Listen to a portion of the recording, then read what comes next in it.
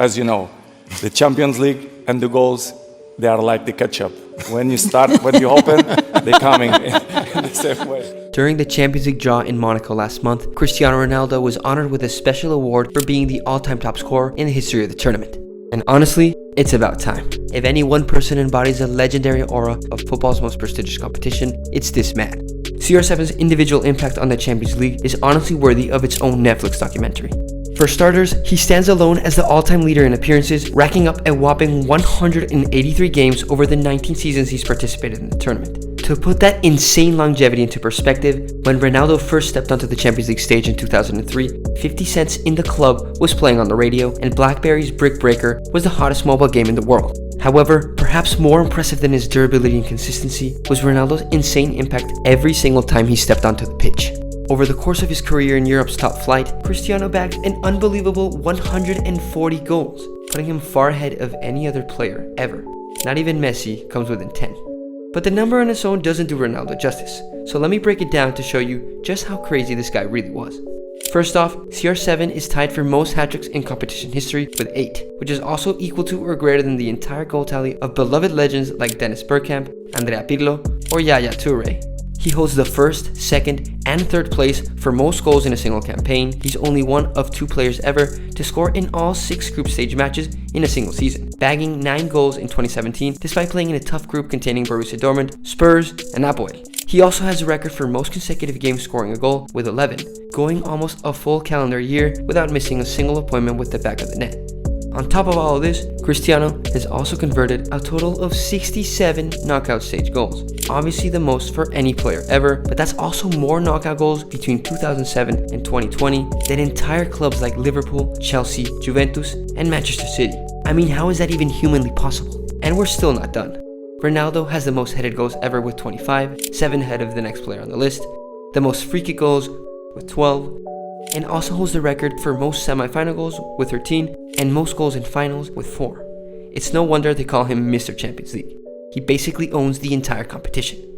But just because Ronaldo has an insatiable hunger for goals doesn't mean you can sleep on his playmaking abilities. Believe it or not, he is also the Champions League all-time leader in assists with 42, more than known architects like Messi, Xavi, Ozil, or De Bruyne. Ronaldo's ability to set up his teammates has always been underrated, but when it comes to his favorite competition, the numbers simply don't lie. Yet, the most important point here is that all these records and numbers aren't just empty stats. Ronaldo's elite performance in the competition has led to an incredible amount of team success. Between his time in United and Real Madrid, CR7 managed to lift the European Cup a staggering 5 separate times, which also happens to be the same amount that Barcelona have won in their entire 125-year history. And when it comes to other players, only his former Real Madrid teammates Dani Carvajal, Toni Kroos, Luka Modric, and Nacho Fernandez have won more. But what really sets Ronaldo apart from the rest is his clutch factor. The dude is an absolute beast when it counts. Like seriously, how many times have we seen him pull his team out of the fire? Let's just take the 2015-2016 season for example. Real Madrid were in deep trouble against Wolfsburg in the quarterfinals, losing 2-0 in Germany.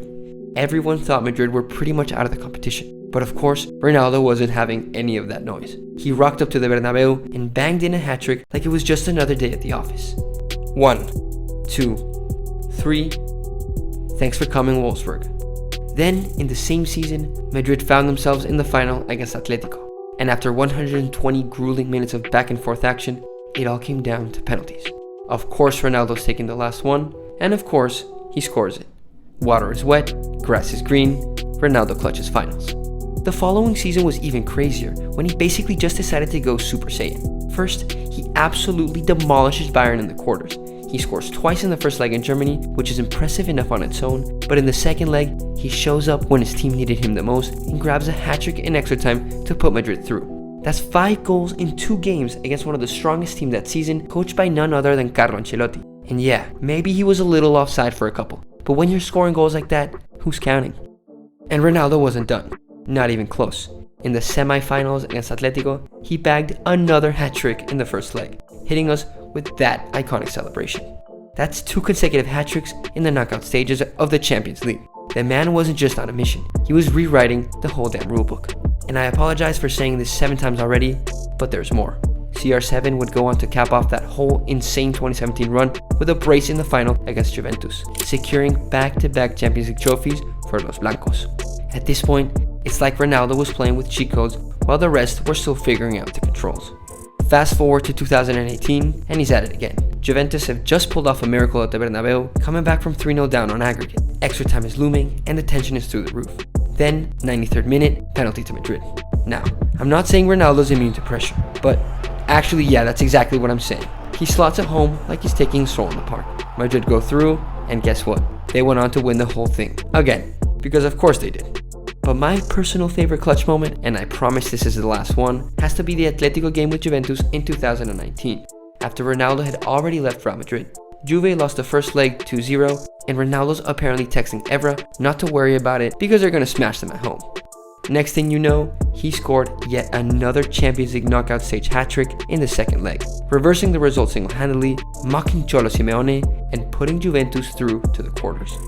So if you didn't get the message, Ronaldo is more or less the final boss when it comes to the history of Europe's most prestigious competition. When the pressure's on, when everyone else is feeling the heat, CR7 steps up and pulls through. And to wrap this all up, Ronaldo didn't just dominate with clutch performances and mind-boggling stats. He did it with style.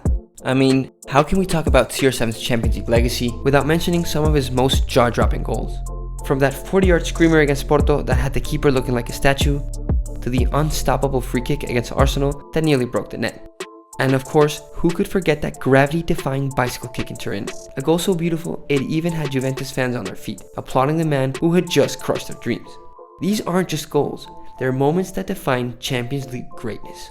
Every time you hear that iconic anthem, you can't help but think of this guy. He's synonymous with European nights, with glory, and with making the impossible look like routine. Say what you want about Ronaldo, but his absolute dominance of the Champions League for over a decade cements him as one of the greatest players in the history of football. And I wouldn't be surprised if one day down the line, they named the entire competition after him. As always, thanks for watching, guys. Make sure to hit that like button if you enjoyed the video, and subscribe for more deep dives into the world of football. We'll catch you in the next one.